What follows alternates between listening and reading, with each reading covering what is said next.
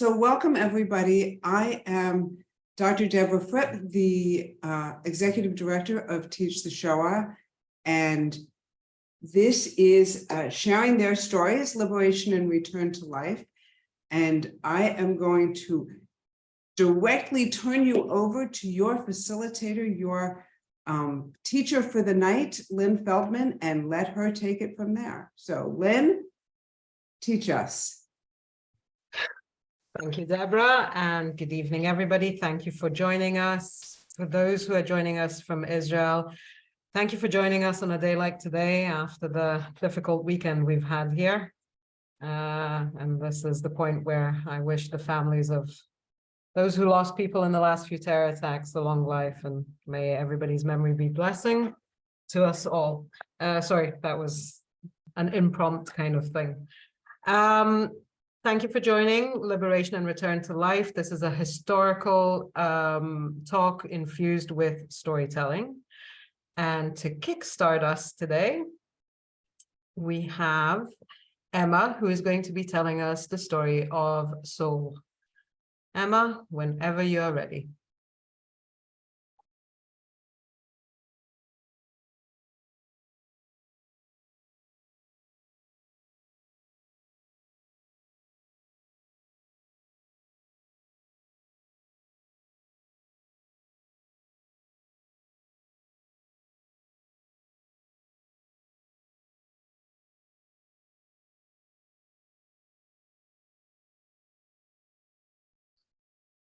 We just spent the night outside of Aachen, Germany. It's April 1945. I'm with the US Army, and we have orders from the rest of the US Army to head towards Weimar.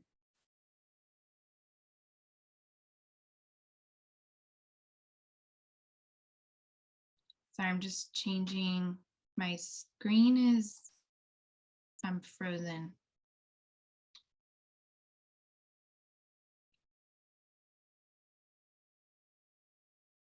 Okay, can y'all hear me? Okay, I'm really sorry, tech issues. I'm gonna start over. So I'm gonna take another 30-second pause and then I'll bring you all back into the story. Thank you, Emma. Mm-hmm.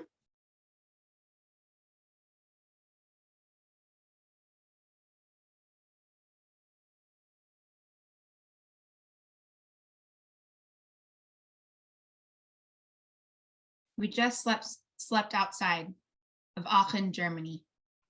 It's April 1945. I have orders from the rest of the US Army to head towards Weimar, Germany. As we get moving, one of my lieutenants yells, "Hey, Sarge, what's that smell?" And at this point, I can smell it too. It's an awful stench in the air. And it's only getting worse as we keep moving. So I grab my binoculars and I try to get a closer look of where we're heading. And I can see something that looks like a camp because I see these two towers. And I see barbed wire fences, one layered in front of the other. So I say to my men, let's keep moving. I don't see any sign of movements from the towers, but I can see this chimney and there's this smoke billowing out of the chimney, and the smell is just getting stronger and stronger as we get closer. I put the tracks in the front, Jeeps in the back, and we plow right through the fences. And that's when I can see people inching closer towards us. But they don't look like people. They're so thin, skeleton-like, and I can see every bone in their bodies from here. I order my men to get out of the vehicles.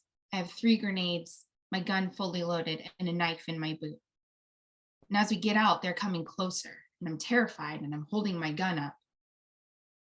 And this one man, maybe 5 feet tall and only 60 pounds, if even, approaches me, and he asks me in German, "Seid ihr amerikanische Soldaten?" I don't speak German, but I know Yiddish. So I say, jawohl, ich bin amerikanische Soldaten und ich bin ein Jid. Yes, I'm an American soldier and I'm a Jew. And he takes his hands, and I have my gun aimed at him, and he puts his hands over my hands around my gun. And he looks me in the eye and he says, "What took you so long?"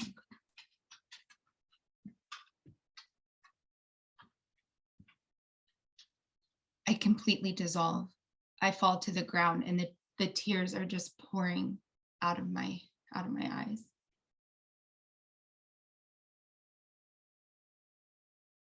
I get up and I order my men to run back to the vehicles to grab our rations, grab water, grab food, anything you can. And they start passing out water, and these people they're taking the water down faster than they can handle it.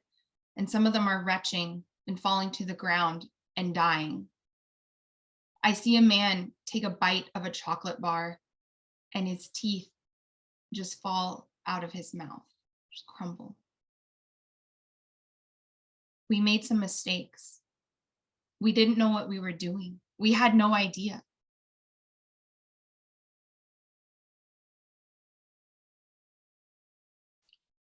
The man from earlier, the man that approached me, his name was Yosef, and he took us around the camp. The smell was so bad.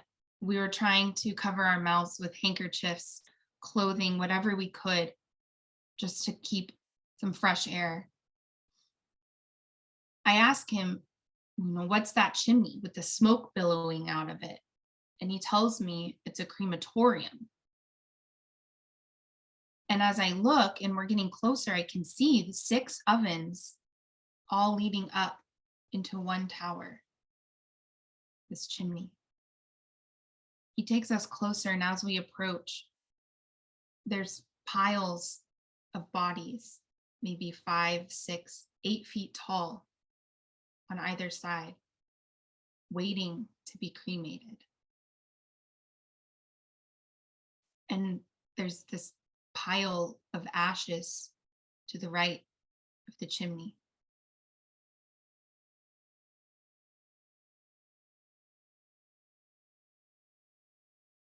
We head back to our vehicles, and I realize I haven't looked my men in the eye. We haven't spoken a word to each other, because what we've seen is so horrible. There are no words. As I'm laying trying to fall asleep, I can't help but think,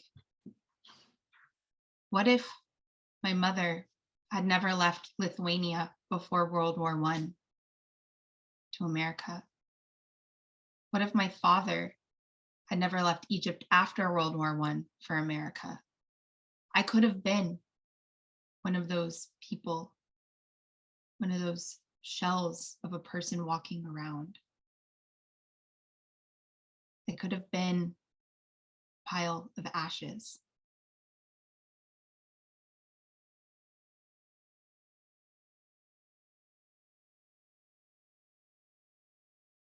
The next day, General Eisenhower arrived, and he ordered the people of Weimar, Germany, the citizens of Weimar, to come to this camp that was called Buchenwald. That's where we were. And he orders them to take witness of the atrocities that the Nazis have done to their people. He gathers everybody in the camp around. He couldn't have been standing more than 5 feet from me when he says, "Anybody here with a pen or pencil, a camera, write this down, because someday, somewhere, some son of a bitch is going to say that this never happened."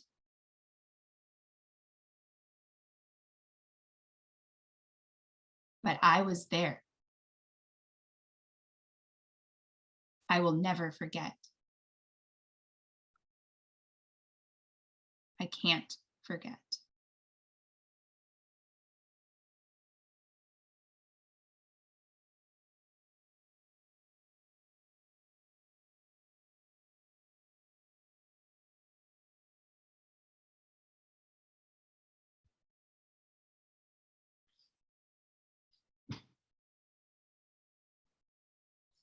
Emma, thank you so much. But now we must ask, how did we get here?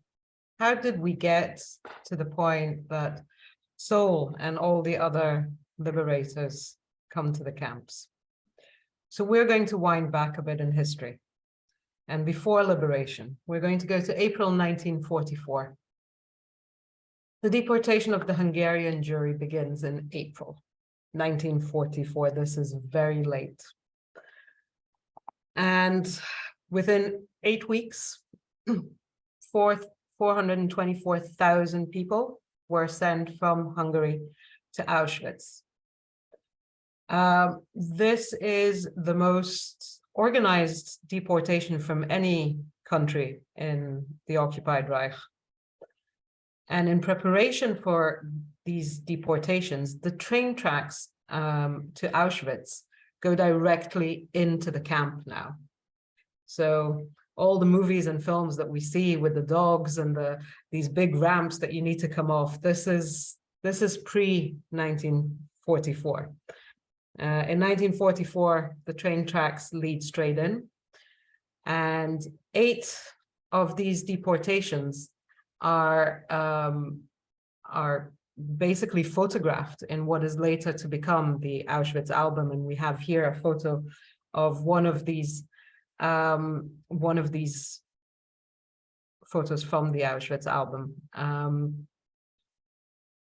Now, why is this important to bring this up for liberation? Because of this point in the war. In April 1944, we are heading towards the end of the war. If we go to the next slide, please. And at the same time as these masses of Hungarian Jews are led into Auschwitz, and most of them do get sent to the gas chambers, on the 5th of June, 1944, the city of Rome is liberated. Italy is liberated. So on one hand, we have killing that is happening. And on the other hand, we have the first Western European city being liberated. And we can see here in the photo, the people who are all happy and rejoicing to see the British and the American allies coming into Rome and freeing them, and not just from the Nazi regime, but also the previous regime that they had in Italy. And the following day, the big turning point of the war happens. This is obviously D-Day on the 6th of June, the landing in Normandy.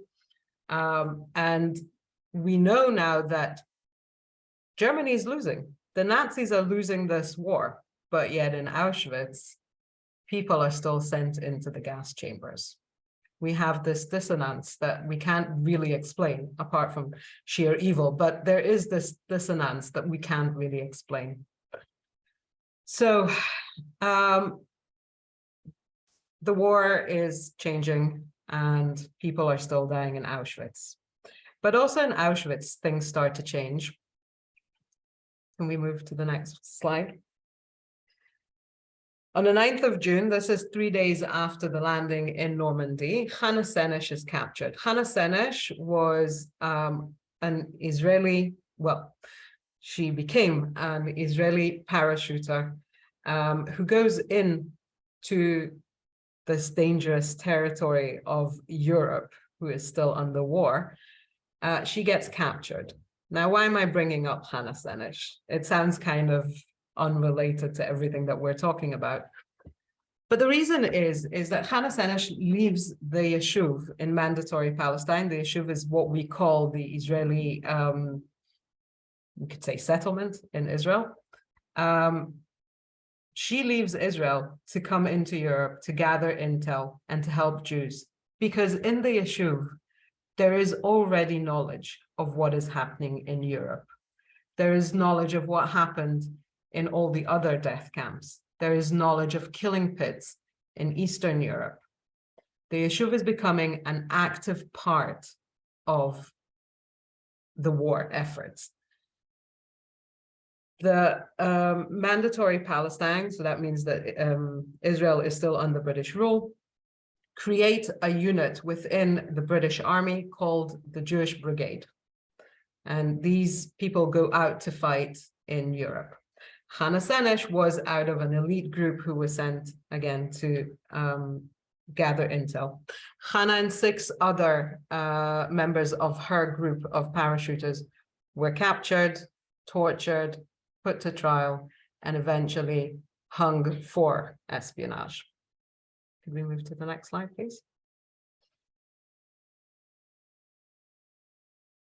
So as I was saying, also in Auschwitz, things kind of take a bit of a turn.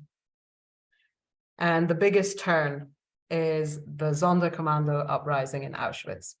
So in our minds, there are uprisings in ghettos, but not so much in a camp, especially not one like Auschwitz.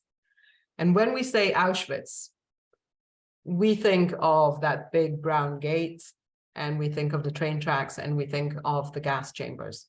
But Auschwitz is actually composed of 43 sub-camps, and Auschwitz I and Auschwitz II Birkenau, where the gas chambers were.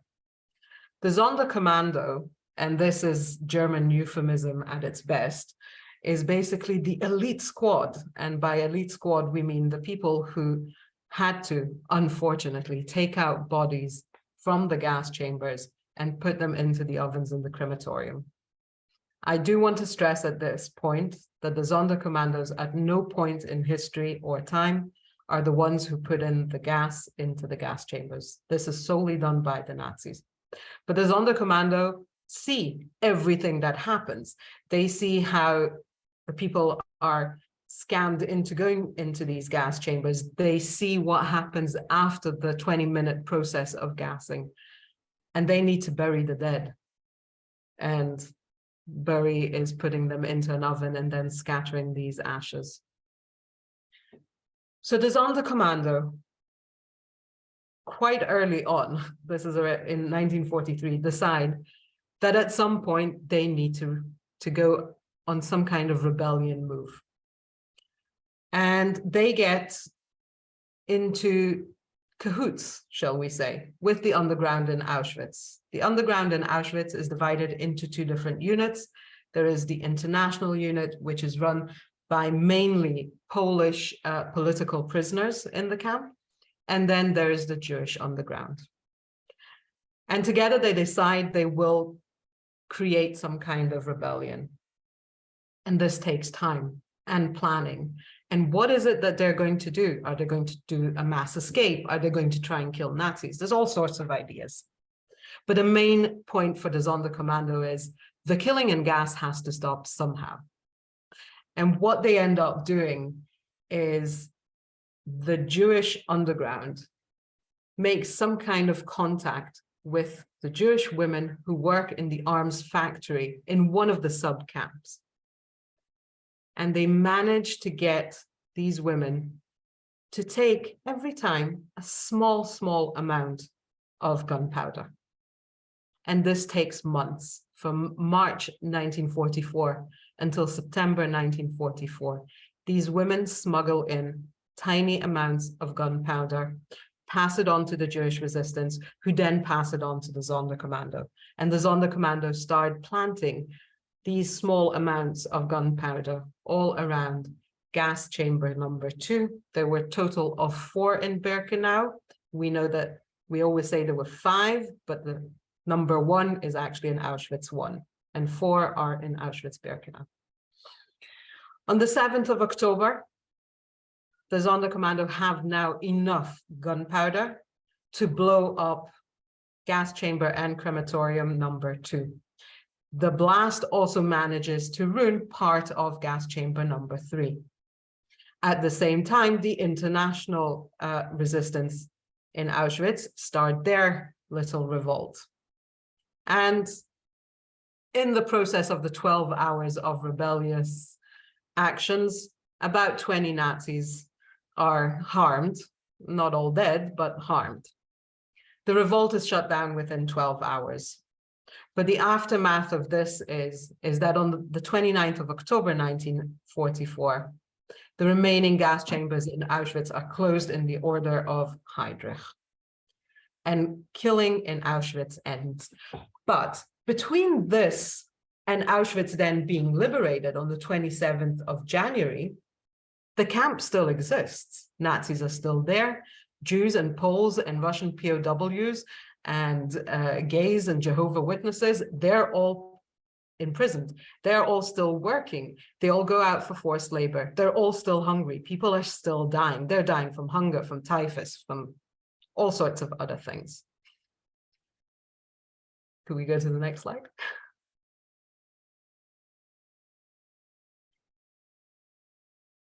By the 14th of January, we know that the Russians, the Red Army, is coming closer and closer and closer to Auschwitz. The Germans decide, what we're going to do with all these people here. They all still can work. I mean, they've been working since we stopped the killing and gas. They decide they are going to be sending 60,000 inmates from Auschwitz into Germany, into labor camps. Whoever can still work will work. And they start evacuating Auschwitz. There are people left behind because, as we know, Auschwitz is liberated eventually. But let's discuss for a moment the death marches. The death marches is not part of the grand scheme of the solution, the final solution. It is a means to an end. It is a means to get these cheap slave labor people into their factories in Germany.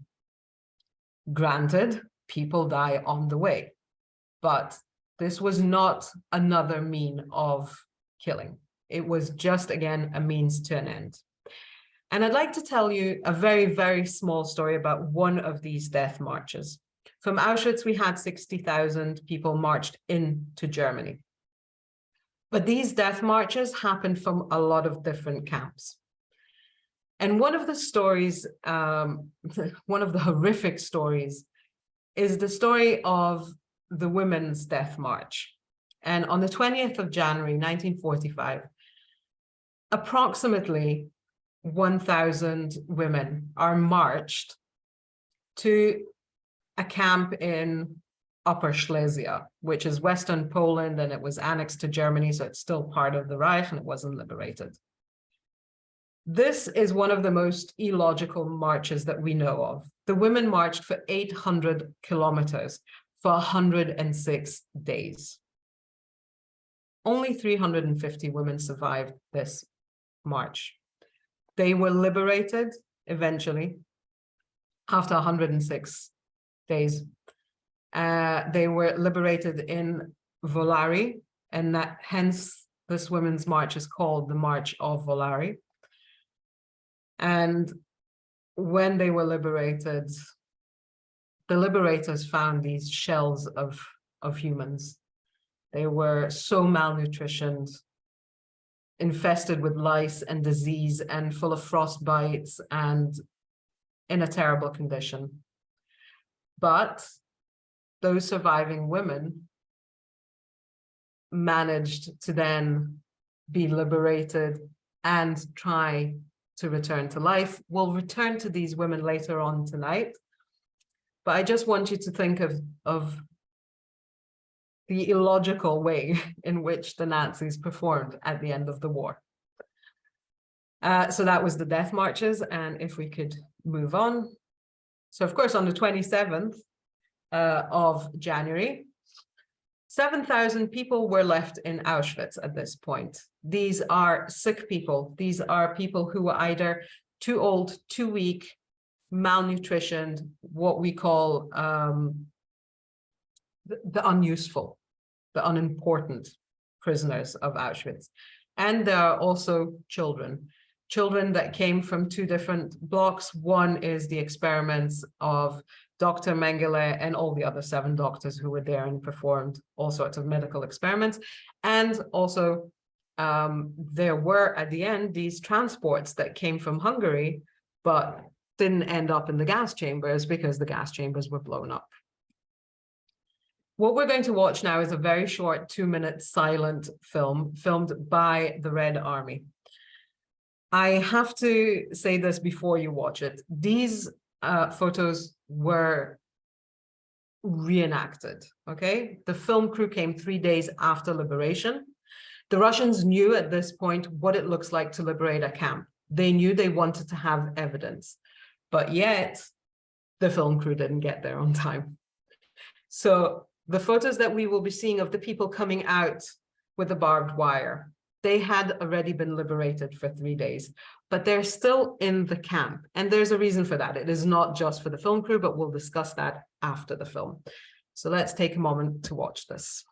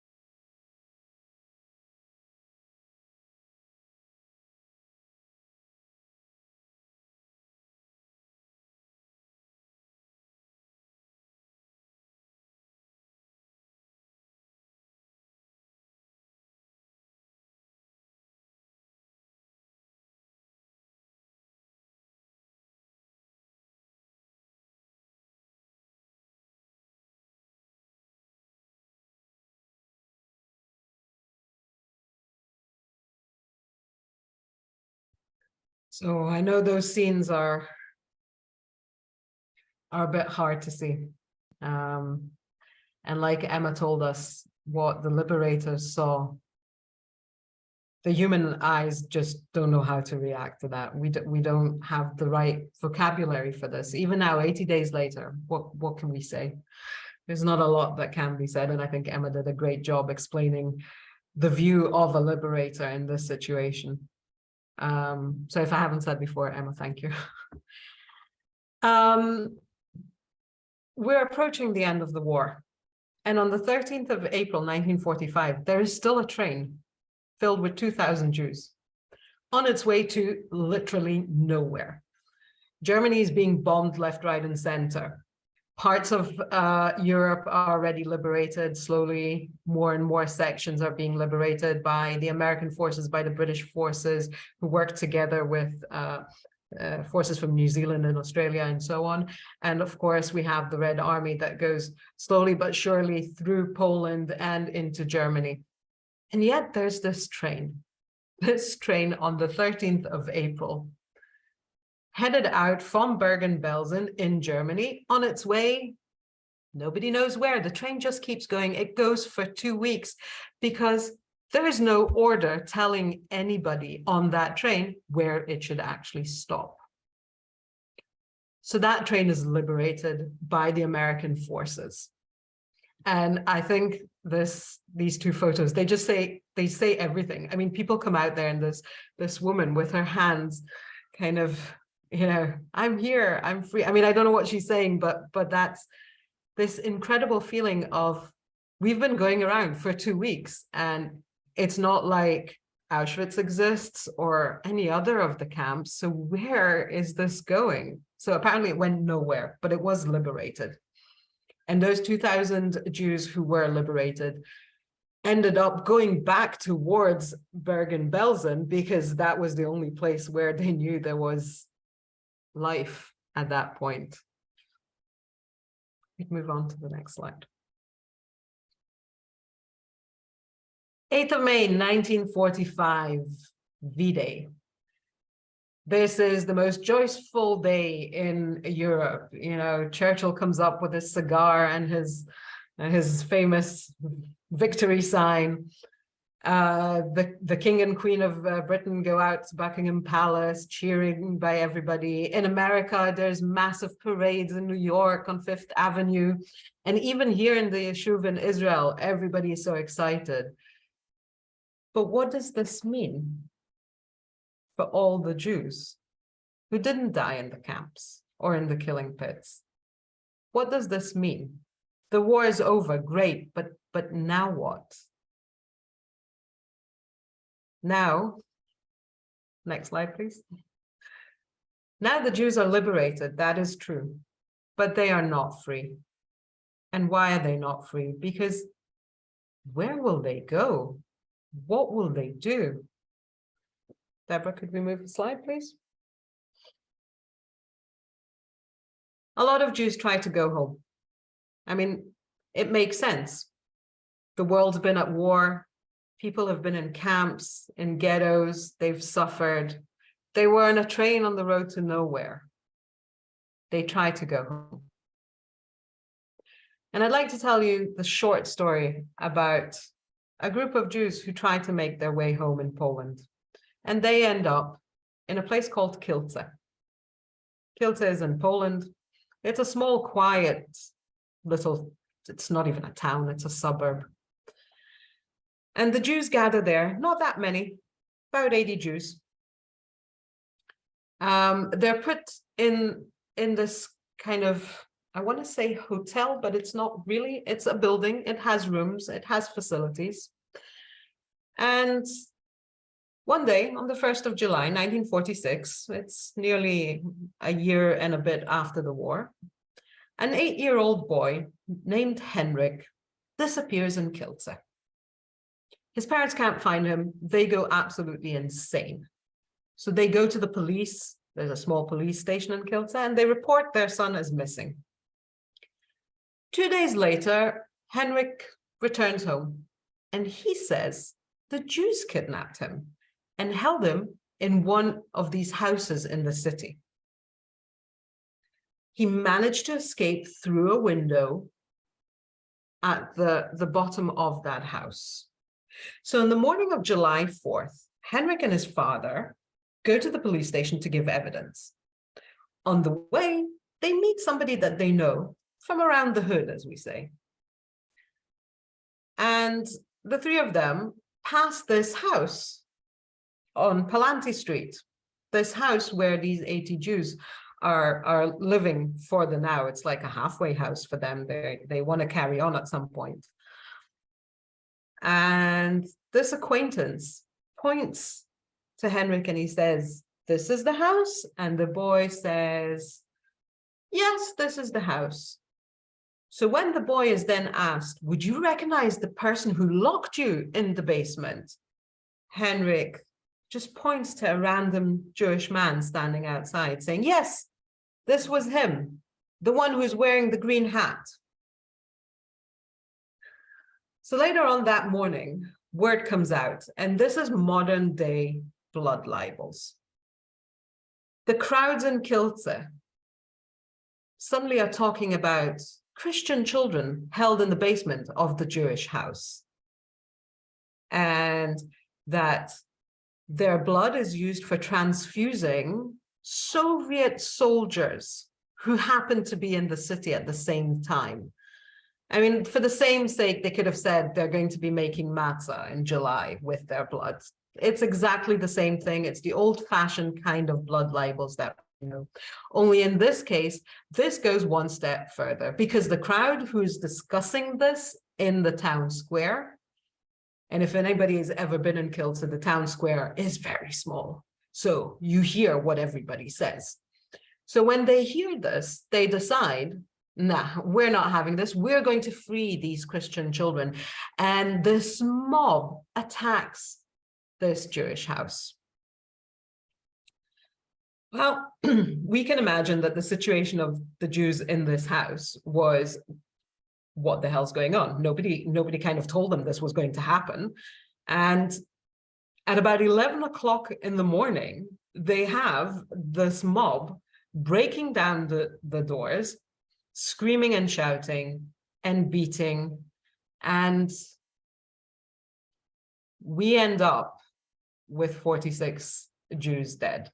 No Christian children were found in that building, not even one. And our little Henrik, from the beginning of this whole Geschichte, as we say in Yiddish, he ran away from home because he had a fight with his father.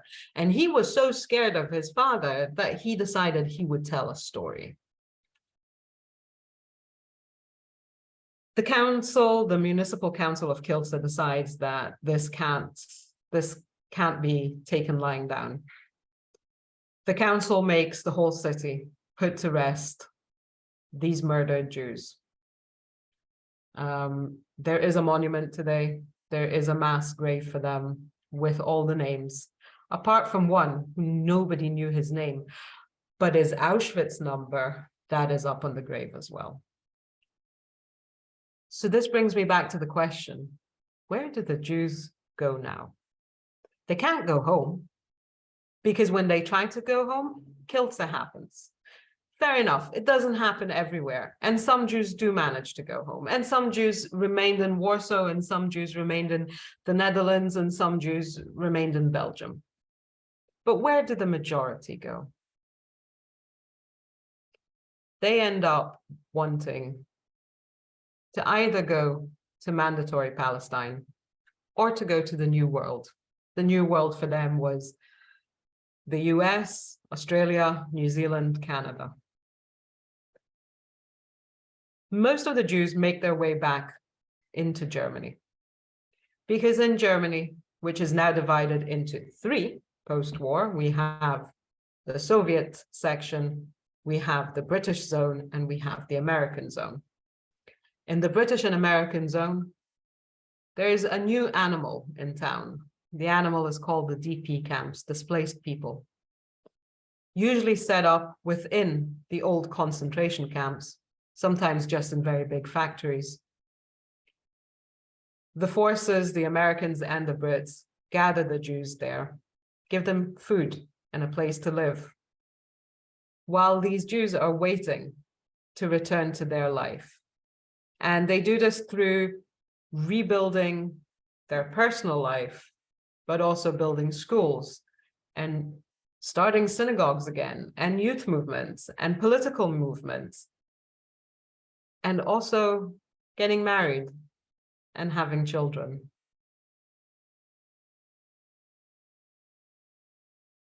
Deborah. And now Deborah is going to tell us the story of Shoshana and Avram.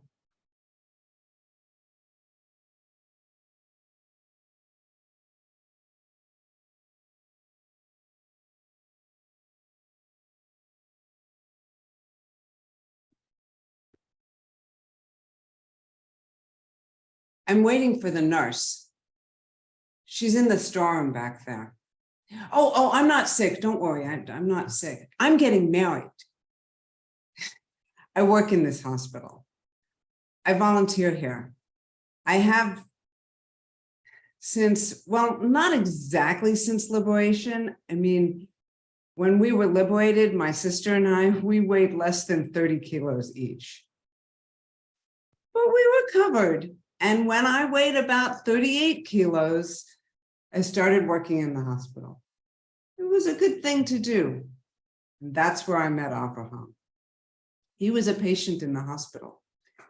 One day, I heard this patient screaming down the hall, and I went down to see if I could help.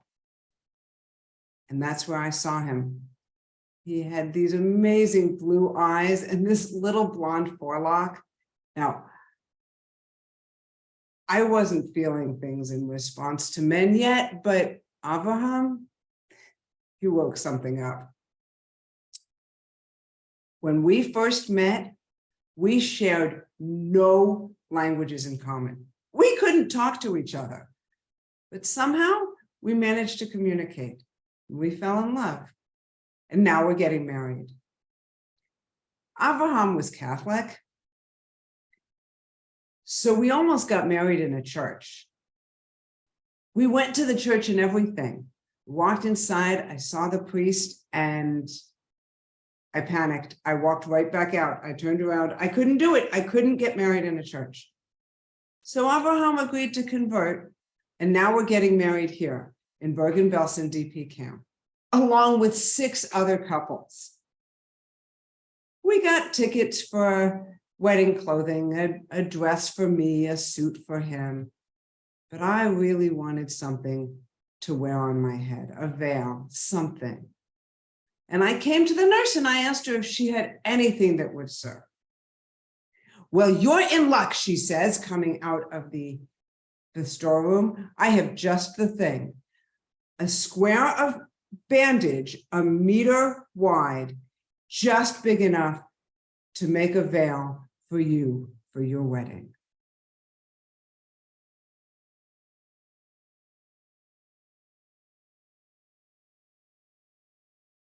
I don't know what I'm going to do.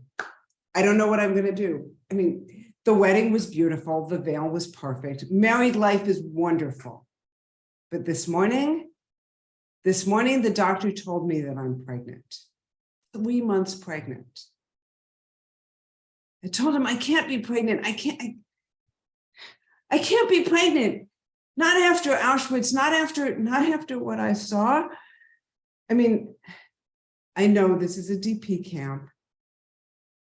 It's over. Auschwitz is closed. Auschwitz is done, but it's too recent. The memories are too strong. I can't get past it. I can't get beyond the vision of what happened to babies in Auschwitz, of pregnant women. If you came in pregnant to Auschwitz and what they had to do in order to survive, I've seen things. I've seen things that I don't want to talk about. And I can't be pregnant. I told the doctor I wanted an abortion. He said he'd only do it if I could pay for it, which I can't. Avraham doesn't know. I don't want him to know. There must be something I can do.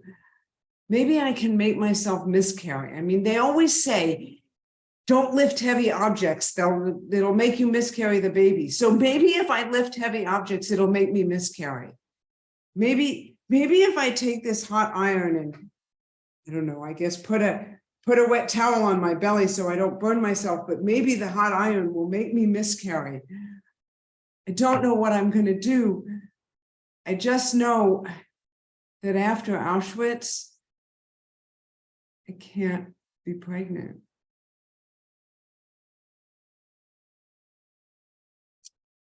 None of that worked. I didn't manage to make myself miscarry. And thank God I didn't manage to hurt the baby.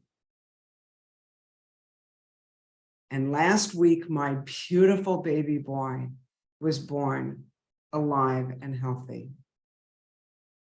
I look at him and I think about how I didn't want him, how I tried to kill him. I think about it all the time. And I thank God that I didn't succeed. And I pray God lets me keep him. And I pray God keeps him healthy and happy and safe.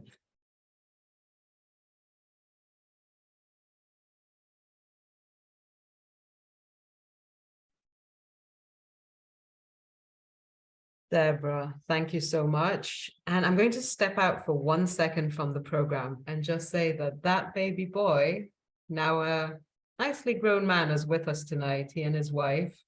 I'm not going to spotlight you. I won't put you on the spot, but baby boy, Moishe, and his amazing wife, Leah, they are a very big part of why Teach the Shoah exists. And we'll tell you all about that at some other time. But thank you, and thank you, Deborah. Let us go back. Okay, so Deborah beautifully told us one of the very many dilemmas that happen in the DP camp life. But we know that the years in the DP camps, there's a reason why there's a generation called the baby boomers, because people got married, people renewed life, and people were sitting and waiting.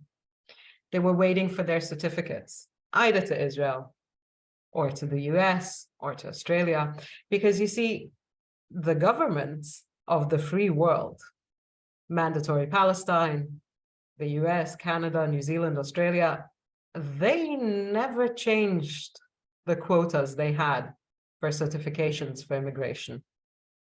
So we have She'erit HaPlita, that's what we call them, the remaining of the Jewish people of Europe, waiting in these camps, waiting for their certificates. But not everybody is that patient. If we could move slides, please. Some people decide, by hook or by crook, they are going to make their way into mandatory Palestine, into the promised land.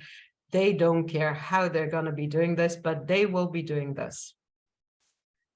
And there's an organization that kind of spontaneously became to be, and they were called Habricha in Hebrew, the escape. And one of the great organizers of this group was partisans like Antek Zuckerman or Abba Kovner. Basically, people who have been fighting the whole time are still fighting. They're now fighting to get Jews into the promised land, regardless of what any authority will ever say. So this was not an easy thing. It wasn't an easy task. People had to hike through mountains and snow and carry whatever very small belongings they had, coming from all sorts of places, from Germany and from Eastern Europe. Most of them gather in Italy. Now, do you remember earlier on, I was discussing the Jewish Brigade. So the Jewish Brigade also comes to Italy. And suddenly these Jews, these refugees, they come across soldiers, but Jewish soldiers from mandatory Palestine. And this is a very big thing. This just gives even more kind of oomph to wanting to come to Israel. And by hook or by crook, there are boats being bought, and they're usually like these old wrecks, and they make their way. And some of them manage to smuggle in and enter Israel, and immediately greeted by the Jewish people in Israel, taken into the kibbutzim and into the moshavim, and being made to look as if they're part of the community that's always been there. But a lot of the boats are stopped. They're stopped by the British soldiers who patrol the shores of Israel, knowing that these refugees are trying to get in. And it comes to the point where the prison that they had in Atlit, which is in the north of Israel, is too full. So they go to Cyprus, which is also under British rule. And they open camps in Cyprus, where these poor refugees are yet again found themselves behind barbed wires and sleeping in barracks. So yes, they have food. And yes, there are people from the yeshuv that come in and still teach Hebrew, and people get married there and children are born there. But they're again in a camp waiting for something to happen. We move to the next slide. Back in Italy, I mentioned Abba Kovner. Abba Kovner has 49 really good buddies who were fighting with him in the woods during the war. And, you know, they're trained to fight. And one of the main things they want to do, they set their hearts out to avenge the death of the 6 million brothers and sisters that died in the Holocaust. And yes, the number 6 million is known from 1945. Unfortunately, like a lot of the terminology that we use, the number 6 million does originate somehow back to the Nazis, but that's the number that we have. And Abba Kovner and the Avengers, that's what they call themselves, Hanokmim, they want to avenge blood for blood, a name for a name, a death for a death. They want to avenge. They end up having some form of revenge, but not exactly as they planned. And one day I will do a program dedicated only to them. Kovner is one of my big obsessions. They end up giving food poisoning to a camp of Nazi POWs. So they suffered, these Nazi POWs, but it wasn't blood for blood. And it wasn't exactly the revenge that they were planning. Abba Kovner and his 49 buddies, the Avengers, they also end up helping tremendously the whole organization of the Bricha.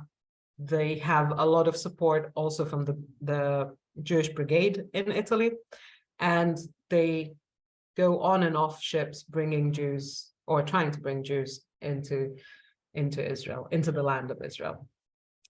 Doesn't always work. They all survive. They all give testimony later on. And as I said, one day I will give you a whole talk only about him. Let's move on. So people do end up in mandatory Palestine, and Shifra is going to tell us the story of Rachel Mintz.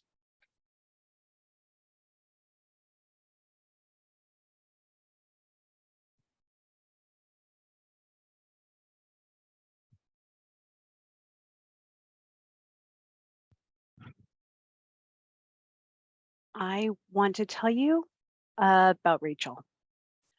Rachel was trapped inside of the Kovno ghetto for over 3 years. She knew what had happened to her father when the Germans first arrived in Lithuania and took the men and the young boys of this area and shot them. She remembered being moved into the ghetto and what happened to her mother and eventually all of her siblings, who one by one were taken out and disappeared. This place called the Ninth Fort, where we know the Jews were all shot.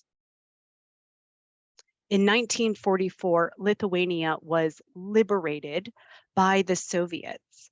But by that time, Rachel had decided to move elsewhere because her entire family, her community, everything that she had known was gone. So Rachel makes her way to Poland. And when she gets there, she joins a kibbutz. It's called Torah and Work. She had always wanted to be a teacher, and she had a religious upbringing. So she begins to teach Hebrew, not only to local school children, but to the other kibbutzim members. And eventually she decides that her future will begin in earnest in Eretz Yisrael. So she makes her way from Poland, eventually to Germany, from Germany to France, and along with 785 other Jews, she boards this ship. But that's something else Rachel had to survive, because everybody on the ship, although they were sailing to the Mediterranean, right? They're sailing here to Eretz Yisrael, the land of Israel. It gets captured by the British, and she's brought to Cyprus and eventually ends up in Athlete Detention Center. She's put in another camp where she spends over a year, again, attempting to rebuild her life. Finally, in 1946, Rachel is released and she heads to Gush Etzion. Now, Kfar Etzion is this budding area, communities that had been established since the 1930s, Jews who had attempted to settle this area and build kibbutzim, to till the land, build houses and hospitals and synagogues. It is the largest, one of the largest Jewish communities in the land of Israel at this point.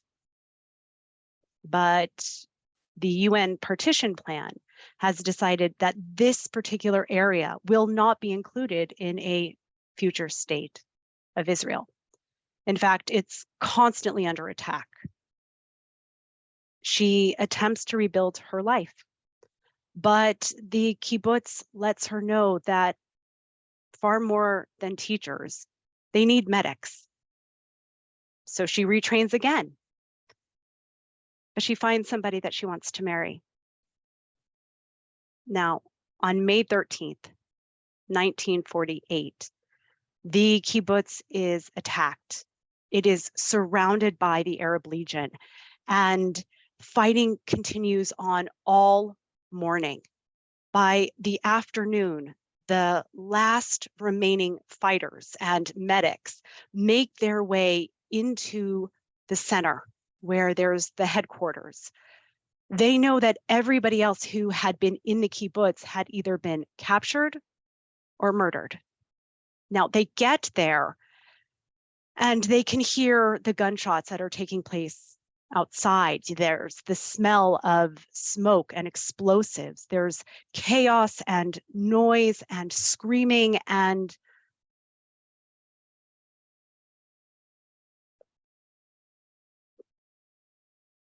finally the bomb goes off. The village headquarters was bombed. It took over a year for them to find Rachel's body and to collect it. When they did, her body, along with the others, they were put into a mass grave. She had just turned 30. What's crazy is that the very next day, on May 14th, 1948, in a bunker about 80 kilometers away, the state of Israel was declared. Rachel never got to see that morning.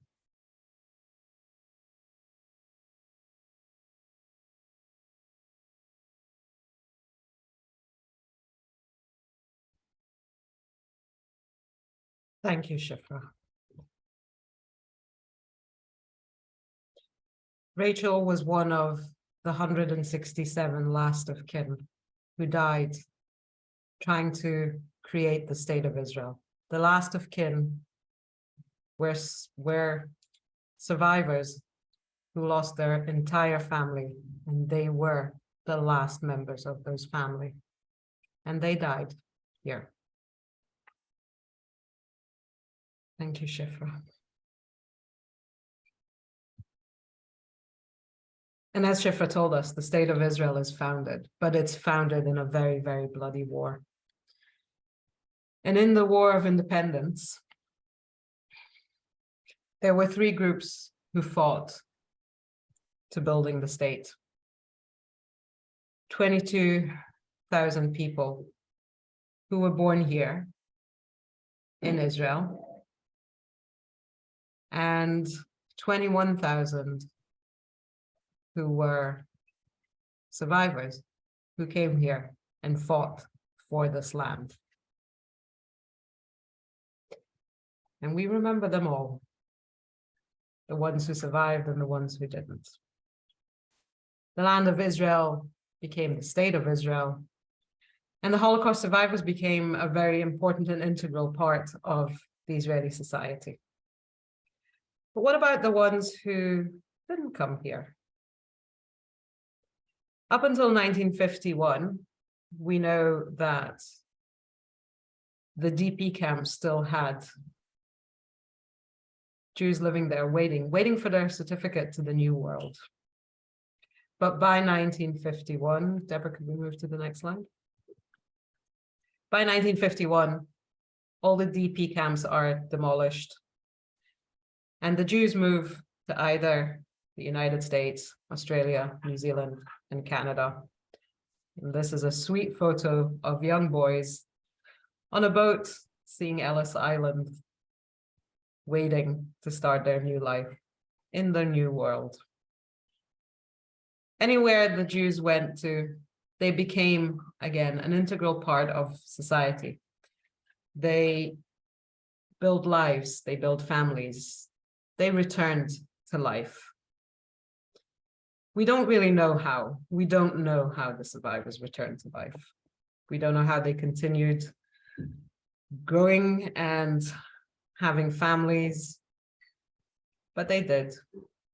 And today we have fewer and fewer survivors among us. And that is why we at Teach the Shoah do what we do. We tell these stories. We give these talks. We have amazing storytellers who tell stories for us in the name of the ones who can't speak anymore. We give our voices to their stories. I'd like to thank you all for joining us this evening. I would love to see you in our upcoming programs. And we are now going to open the floor for any comments, questions, remarks, anything you would like to say. We're here to hear you. And thank you again for joining us tonight.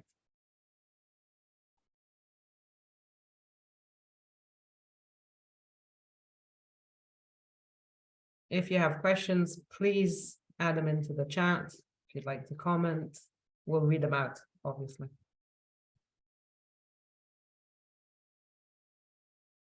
Lynn, I pinned myself, but I've lost you. Oh, there you are. Sorry. I'm in the abyss of the internet.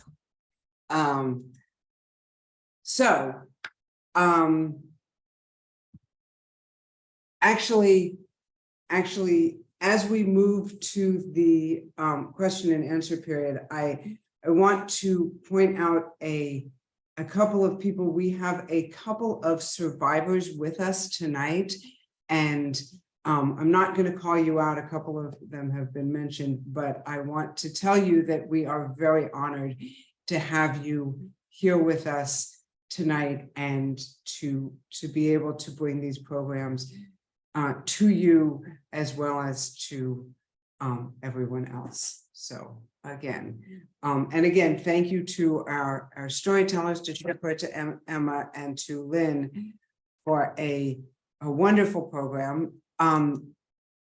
Let's as Lynn said, let's open the floor for questions. I will start because I have to say something before, because I've just realized that I misspoke when I discussed Kilza, because I always talk about the 46 names on the grave plus a number. So I said there were only 46, but it's actually 47. So I'm sorry, that's an important thing. I'm fickler for numbers. Sorry. Right. It's always important to make sure we get the facts correct. Thank you. So I want to start because although I had heard about the Avengers, I didn't know much about them, and I really want to know, they were talking about blood for blood, which means they're talking about trying to kill 6 million Germans. Correct. Did they have a plan? So there was a plan. Abba Kovner actually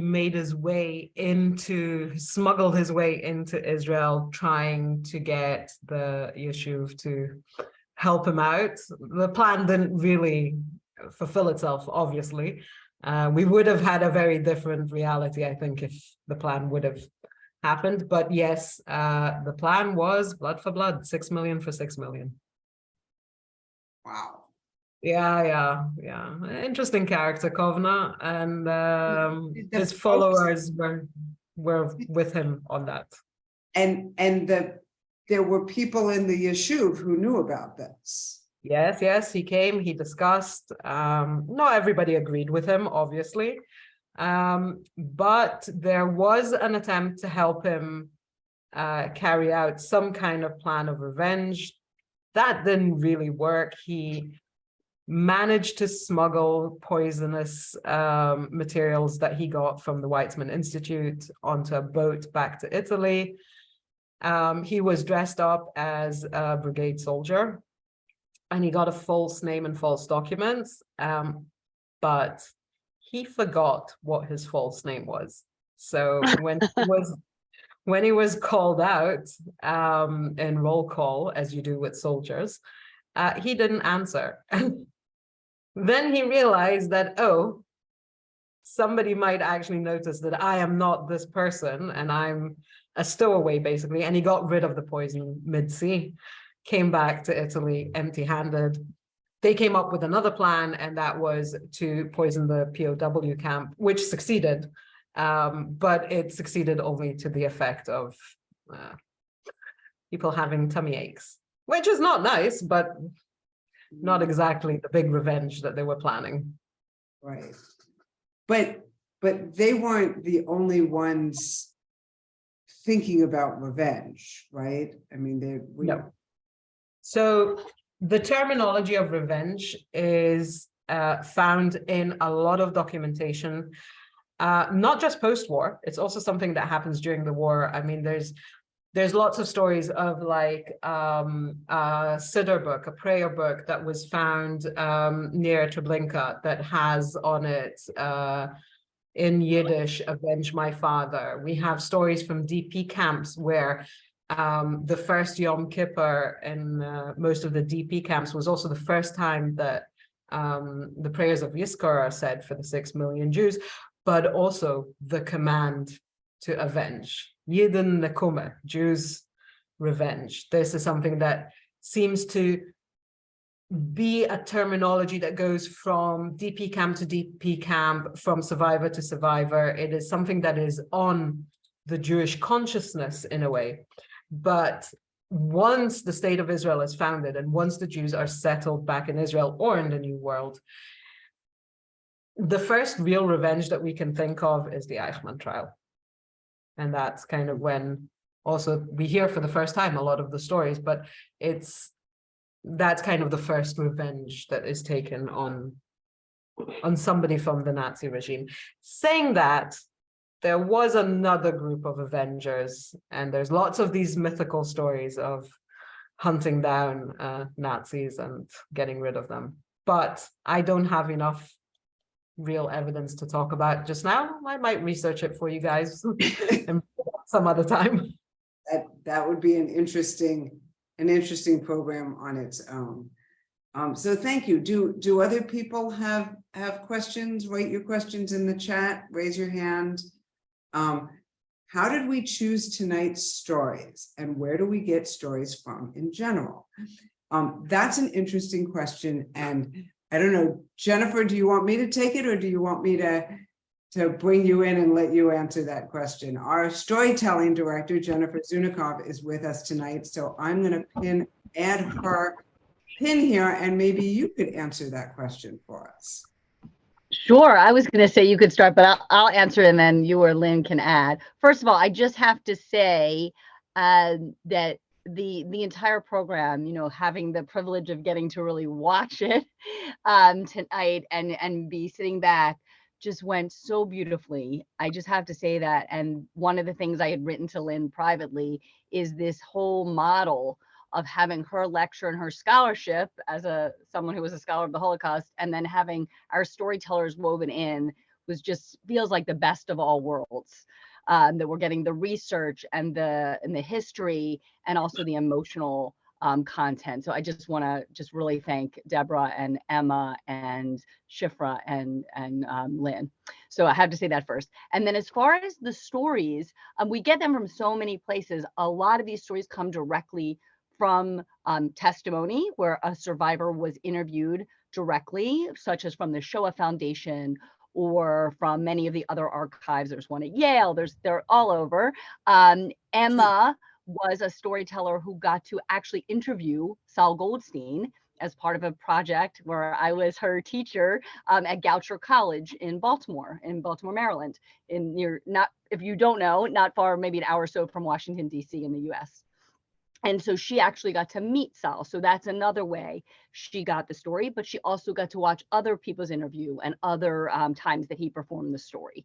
There's memoirs, there's all kinds of sources of letters. So there's lots of places that stories can come from. And Deborah, I would love if Deborah talked about hers and maybe Shifra, where they got their stories, if they want to mention that, because it's different for every story. So thanks. Right. So let me add to that. Thank you, Jennifer. As Jennifer said, there's many different places that you can tell stories, and sometimes we're picking stories just because we're looking for a story to tell, and then you find a story that in many different places that touches you. Sometimes, like for this, we were looking for a particular story. Lynn wanted a story to fit into this lecture about the DP camps. And we had this piece of testimony that came from Yad Vashem. And so she said, maybe you could tell the story. And I watched it, and I realized as I was watching it that I knew this testimony because Leah, who Lynn mentioned, had been my teacher at Yad Vashem. And she had shown us this video because it's in Yad Vashem. And so this was a story that I already had a connection to. So I really wanted to tell this story, and I was able to actually get more of the story because I was able to talk to Leah when I was in Israel a couple of weeks ago, and that was marvelous. So a lot of it, how you choose the story is, I like to say it's where your story meets theirs, because not every story fits every storyteller. Every storyteller chooses the stories they're going to tell because somehow it moves them in some particular way. And similarly, you can get, and this is a point towards Emma's story, where Emma interviewed this particular survivor. When that happened, you had several people interviewing the same survivor. And this is how we've done this a number of times, where we've had several people telling the same story, and you get completely different stories because you bring yourself into it, if only in what it is that you choose, what pieces of the story do you choose to tell, and how do you choose to tell it? You're still telling the same true story that you got from the testimony, the interview, the primary source, but the choices you make in building the story are very individual to you. Lynn, we have another very interesting question here about the Sonder Commandos Rebellion. Alan says, I'd never heard before about the Sonder Commandos Rebellion and that it actually destroyed some of the awful death machinery at Auschwitz. Is there anything else you can tell us about this rebellion, such as any idea how many murders of other Jews it may have prevented? And did any of the Sonder commandos survive, or were they all put to death? Okay, thank you, Alan, for asking. So there is so much I can talk about this rebellion. We could have a whole program just on that. The Sonder commandos who blow up gas chamber 2 die with the explosion, but other Sonder commandos and other members of the Jewish resistance do survive. We have testimonies. One of the most famous testimony comes from Professor Israel Gutman, who he's no longer alive, who was a very great historian of the Holocaust, wrote many books about the Holocaust itself. There is an amazing book called They Wept Without Tears, which is composed of 3 diaries that were found buried in the ground outside crematorium. I want to say 4, but I might be wrong. Outside one of the crematoriums, that tells their experiences. For the rebellion itself, out of what we think were 20 women who took part in smuggling in the gunpowder, 4 women were found, tortured, and then eventually hung in the middle of the main courtyard in Birkenau so that everybody could see what happens to anybody who tries to rebel. thank you, Shifra. Yes, we wept without tears by Gidon Greif, also a great professor of Holocaust history. So this is a very unique rebellion because it happened and yet the camp continued to work afterwards. Only these two gas chambers stopped working. The remaining two in Auschwitz-Birkenau continue until the order by Heydrich to stop the killing, which was not that long after. We can't really estimate how many were saved, but we do know that on the 14th of January 1945, there were 67,000 inmates in Auschwitz-Birkenau and in a few of the surrounding camps. 60,000 were sent out onto death marches, 7,000 remained in Birkenau. So I'm afraid that's the only kind of information.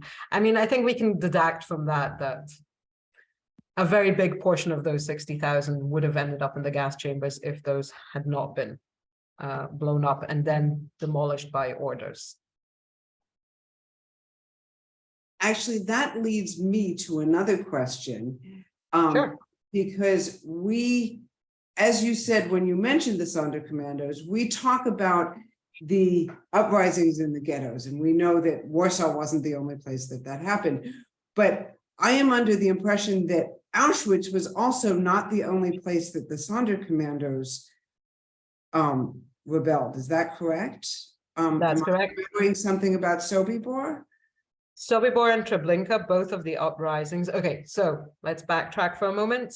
There were 4 death camps that are not Auschwitz or Majdanek, who were like this inbreed of a death camp and a labor camp. So the 4 other camps, because they were literally only death camps, the Jews who remain alive in these camps are the Sonderkommandos. So therefore, when the uprising happens in Treblinka and in Sobibor, they happen because the Sonderkommando decide we have nothing to lose. We know that within weeks, we will also be in these gas chambers. There's another train coming with another 2,000 people on it, and we're just gonna blow everything up. And they managed to do that. They don't really blow up the gas chambers, but they arrange a great escape. Sobibor and Treblinka are the camps that we know more about because these people escaped. If we think of another death camp from those death camps like Belzec, only 2 people survived. There was no uprising, and therefore there's nobody to tell those stories. So yes, the difference is after the uprisings in Sobibor and Treblinka, the camps basically soon after get completely demolished by the Germans. And by that point, it's a bit late in the game. Most of the Jews from the Generalgouvernement, which is the area in Poland ruled by the Reich, they've already died. So it's not as effective, let's say.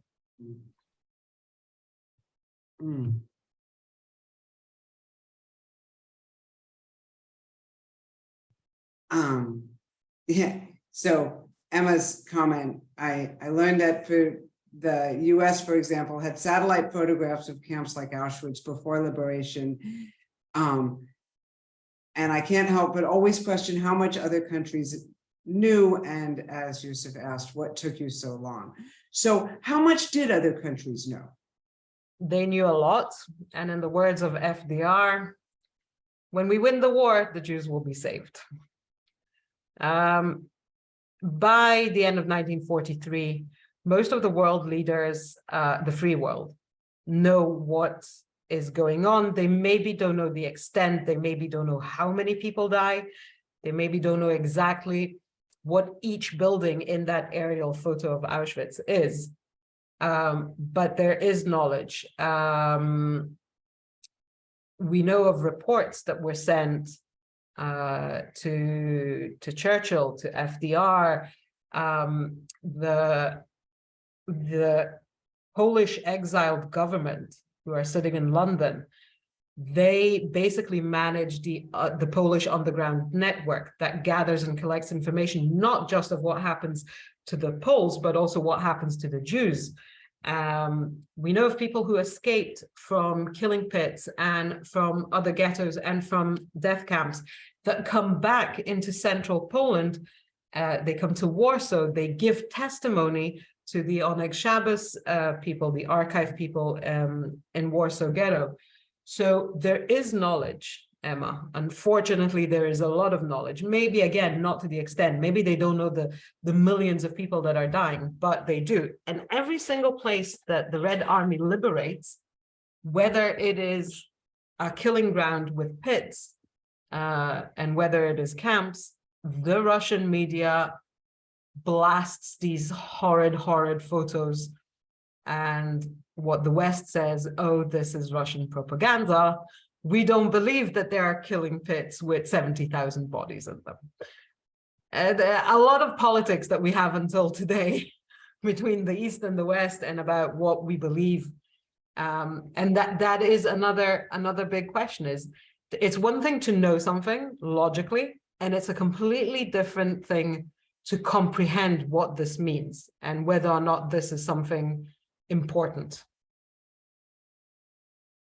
and whether or not it's something real, you know, because I don't think a lot of people believed that in this aerial photo, there's photos of 4 gas chambers and crematoriums.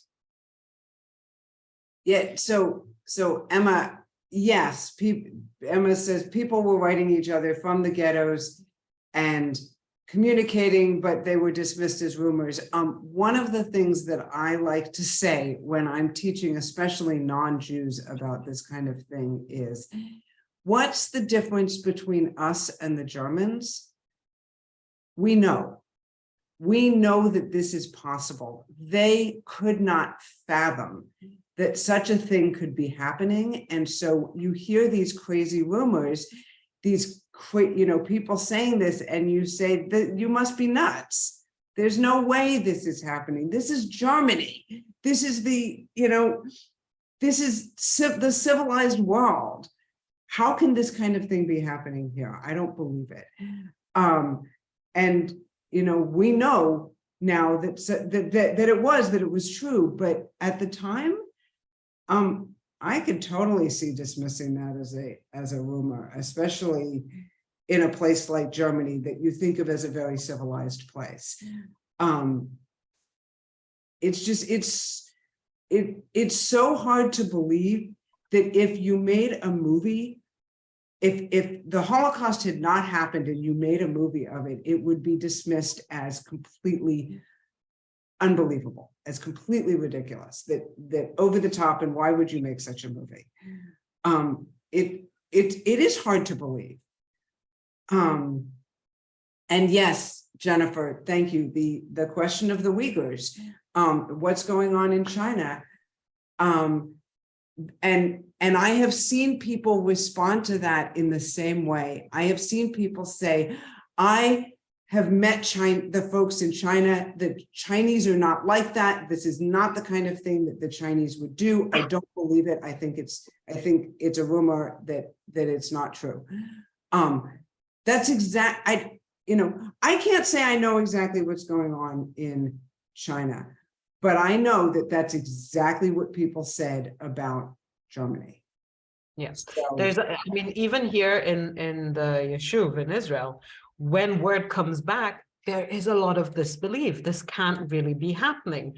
That's on the one hand. On the other hand, they really are afraid. Even in Israel, they try to plan ahead on what happens if, what happens if the Allies don't win the war, what happens if the Nazis come here? That's also something that comes into their mind, but yet comprehending something so incomprehensible, how can you, who could imagine Auschwitz? Who could imagine Treblinka? Nobody can imagine this. You can imagine maybe a ghetto. Ghettos have existed since the 14th century.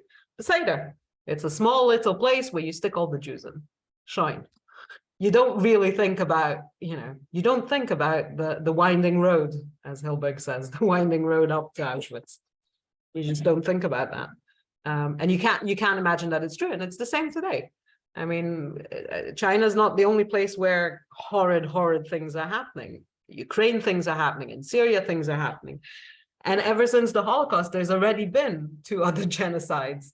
Probably a lot more than that. Probably a lot more, but 2 very big known genocides. It's, you know, I think that's why what we do when we talk history, when we teach history, when we do programs like this, part of it is so that we learn, so that we never forget our history, because we want to be better. We want to do better. So I think we're going to have to close out. Thank everybody for coming. Let me put this last slide up really quickly. Please stay in touch. Please be in contact with us. Keep an eye on your email for what's coming next.